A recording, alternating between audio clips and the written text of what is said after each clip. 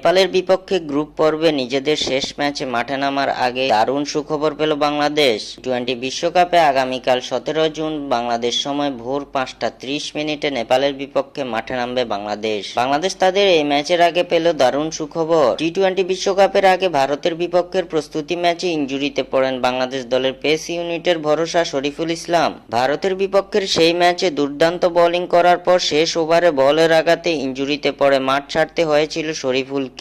এরপর জানা গিয়েছিল শরীফুলের হাতে লেগেছে 6টি সেলাই। ঠিক কবে নাগাদ ইনজুরি কাটিয়ে মাঠে ফিরবেন শরীফুল সে সময় তার নিশ্চয়তা দিতে পারেনি চিকিৎসকরা। তবে এবার ইনজুরি কাটিয়ে মাঠে ফিরেছেন পেসার শরীফুল ইসলাম। নেপালের বিপক্ষের ম্যাচের আগে অনুশীলনে ফিরেছেন এই পেসার। সেন্ট ভিনসেন্টে অনুশীলন নেটে স্বাভাবিক রূপেই দেখা গেছে শরীফুলকে। গুরুত্বপূর্ণ এই ম্যাচের আগে অনুশীলনে ঘাম ঝরিয়েছেন পেসার শরীফুল, যা ইঙ্গিত দিচ্ছে তার একাদশে ফেরা নিয়ে। নেপালের বিপক্ষের ম্যাচে বাংলাদেশের একাদশে ফিরছেন শরীফুল ইসলাম। গুরুত্বপূর্ণ ম্যাচের আগে দলের পেস ইউনিটের ভরসা শরীফুল ইসলামকে পেয়ে দারুণ সুখবর পেল বাংলাদেশ।